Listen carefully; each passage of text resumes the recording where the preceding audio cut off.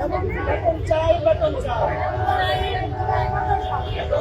বেতন চাই, চলবে না, চলবে না, দিতে হবে, দিতে হবে, দিতে হবে, দিতে হবে। আপনারা যেখান থেকে দেশ রূপান্তরের সঙ্গে যুক্ত রয়েছেন সবাইকে স্বাগত জানাচ্ছি। আমরা আপনাদেরকে দেখানোর চেষ্টা করছি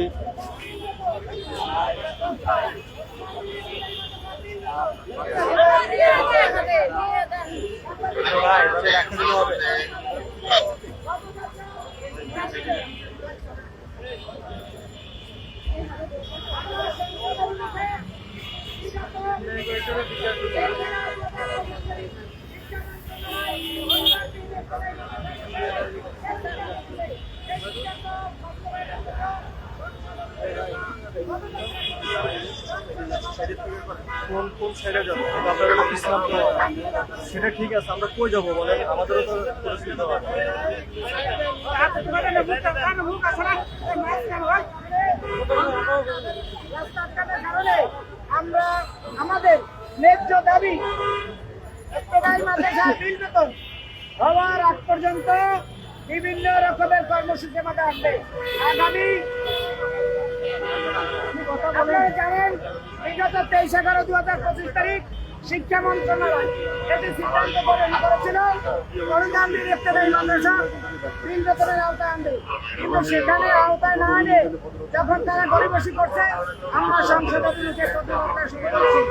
এই সময় অনুদান দিয়ে ইফতেদায়ী মাদ্রাসা শিক্ষক সমিতির আজকের এই পদযাত্রায় আইনপ্রয়োগকারী বাহিনীর সম্মানিত সদস্যদের বাধার মুখে আমাদের এই সংসদ অভিমুখের পদযাত্রায় আমরা এখানে শেষ করবো। তাদের আইনের প্রতি আমরা সম্মানশীল শ্রদ্ধাশীল, আইনের প্রতি আমরা সম্মান এবং শ্রদ্ধা জানিয়ে আমরা আজকের এই সংসদ অভিমুখে পদযাত্রা এখানে আমরা সমাপ্ত করব। তবে আমাদের আন্দোলন চলবে আগামী 30 তারিখ।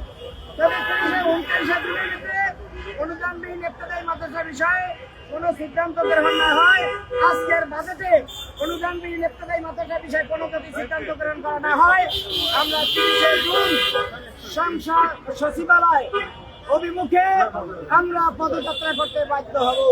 ইনশাআল্লাহ আশা করি সম্মানিত শিক্ষামন্ত্রী এবং শিক্ষা এদেশের মেরুদণ্ড যে শিক্ষকরা, সেই শিক্ষকদের দিকে সম্মান দাঁড়িয়ে আপনি বলেছিলেন রাস্তায় আসতে হবে না, আমরা রাস্তায় এসেছি স্বল্প সংখ্যক শিক্ষক নিয়ে। আপনার কাছে অনুরোধ আগামী 29 জুনের ভিতরে আমাদেরকে ফয়সালা করে দেন। আল্লাহ আমাদের সবাইকে প্রতিদান করেন। সাংবাদিক বাহিনীকে শ্রদ্ধা জানাই, আইন প্রয়োগকারী বাহিনীর সম্মানিত সদস্য ভাইরা যারা, তাদের প্রতি আমরা শ্রদ্ধা জানাই।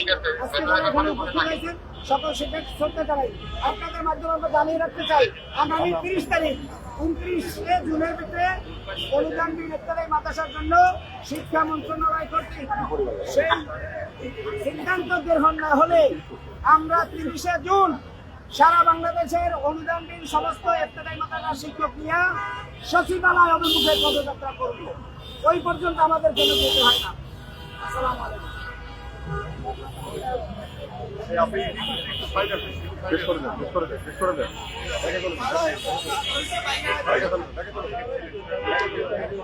আমরা আপনাদেরকে এই মুহূর্তে দেখানোর চেষ্টা করছি জাতীয় প্রেস ক্লাবের সামনের থেকে ইফতেদায়ী মাদ্রাসার শিক্ষকরা একটি পদযাত্রা নিয়ে সংসদ অভিমুখে যাত্রা শুরু করেছেন। এরপর আমরা দেখেছি যে এখানে আইন শৃঙ্খলা রক্ষাকারী বাহিনীর সদস্য যারা রয়েছেন তারা ব্যারিকেড দিয়ে আটকে দেওয়ার পরে কিন্তু এখানে শিক্ষকরা যেমনটি বক্তব্য দিয়েছেন, তারা যেমনটি জানিয়েছেন তাদের এই আন্দোলন চলমান থাকবেই। আজকে সম্মান জানিয়ে তারা তাদের এই কর্মসূচি এখানে সমাপ্ত করেছেন এবং আগামী 30 তারিখের মধ্যেই ইফতেদায়ী মাদ্রাসার শিক্ষকদের এবং যে সকল মাদ্রাসাগুলো রয়েছে অনুদানবিহীন সে সকল মাদ্রাসার বিষয়ে কোনো সিদ্ধান্ত সরকার না নিলে তারা বড় ধরনের একটি কর্মসূচি ডাক দিবেন এবং সেই কর্মসূচি সকল ইফতেদায়ী মাদ্রাসার শিক্ষক ঐক্যবদ্ধ হয়ে তারা সচিবালয় অভিমুখে যাত্রা করবেন এবং সচিবালয় ঘেরাও করে তাদের আন্দোলন সংগ্রাম বিক্ষোভ কর্মসূচি চালিয়ে যাবেন, এমনটি জানিয়েছেন ইফতেদায়ী মাদ্রাসার শিক্ষকরা। আমরা আপনাদেরকে একটু দেখানোর